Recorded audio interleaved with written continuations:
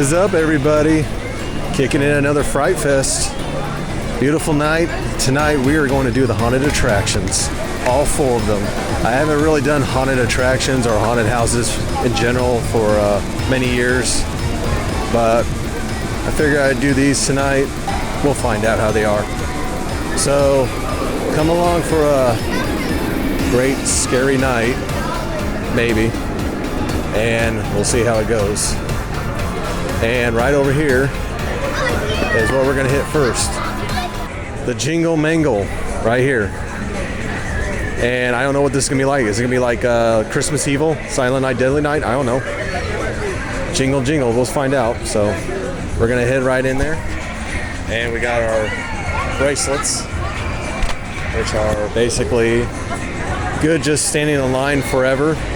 $40. If you wanna get ahead of the line, well, it's more. How about that?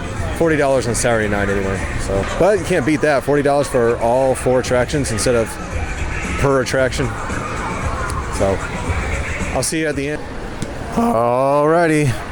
Our next stop, Oddball's Funhouse. Right at where it would normally be the exit to Thunder River.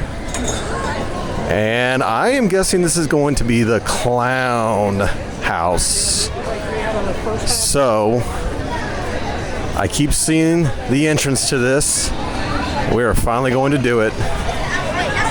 All right, see you on the other side. No, that's not what I meant. That was fun. It was actually felt like a fun house. They used a lot of cool stuff in there, hanging off the ceiling. Like the pool noodles, there were a bunch of them hanging down. I love going through those. There was just so many of them. And they had a lot of a black light effect in there, you know, so everything looked pretty cool. Some strobe lights. Kind of weird, though, that there was hardly anybody in there jumping out to scare us. However, towards the end, there were a couple people that jumped out and were scaring people. That was fun. The line was super long on that one. And I don't know if it was worth it, but yeah, but it was cool. It was pretty cool. I liked it better than Jingle Mangle. So anyways, we're on to the next one. So let's see if they get better and better. Hopefully they will. All right. We are going to Creatures of the Corn. And I suppose if it was Children of the Corn, we would visit Isaac and Malachi in this. But it's Creatures of the Corn, so I don't know what that's going to mean, but we will see what it's going to be like. So let's get in line and we'll see what it's going to be like. All right, so that was Creatures of the Corn. It was fun. They actually had some corn stalks in there, so it actually felt like a real corn maze. And they had a lot of scare actors in there trying to spook us. Spook us. So they did a pretty good job. I had fun in that. So I think this is getting better. We have one more that's supposed to be the best one from what I hear. And that is where we're heading. It's going to be the grand finale tonight. All right, boils and ghouls, we're heading to the last attraction tonight.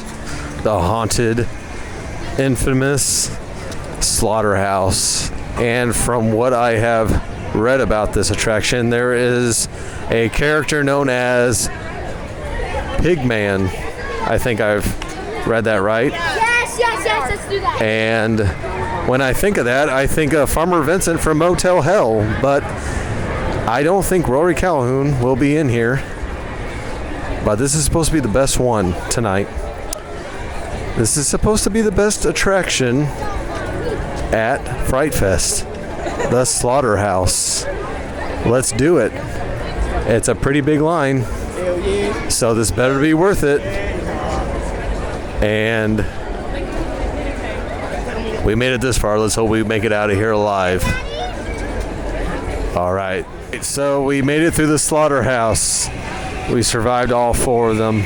There were really no scare actors in there.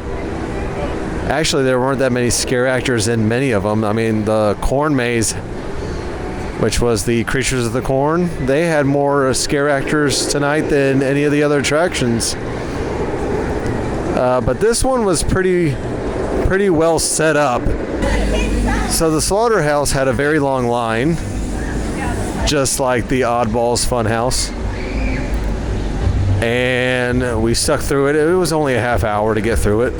It was kind of a two-part thing where when you walked in, you were right below the River King mine train, kind of going through, and it kind of got boring. And then we thought that was it. And then they led us up above to the inside of the station, and we were like, wow, this is pretty cool. They had us set up, then a few scare actors were inside there trying to scare us.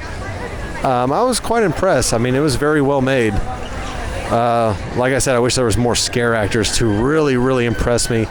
And the infamous Pigman was in there, but he didn't really do anything. I mean, he kind of swayed back and forth with his chainsaw, which wasn't even revved up, so that was kind of a letdown. All right, so now that I've gone through all 4 scare mazes here at Fright Fest at Six Flags St. Louis, I will say that my impression of them is that they're pretty well tamed, pretty mild. There weren't that many scare actors in these attractions, and I guess that's a good thing for little kids if they wanted to go through this. But there were a lot of noises, a lot of light effects, like strobe light effects and things of that nature. So that was pretty much what these were, and I was impressed with that. I guess I expected a lot more. Probably my favorite would be the Creatures of the Corn, believe it or not.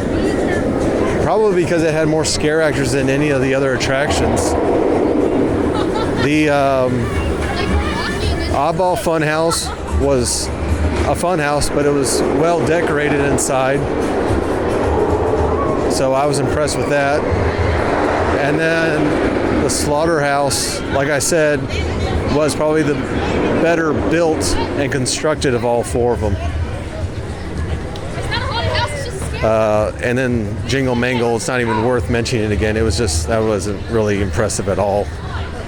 That was a dud.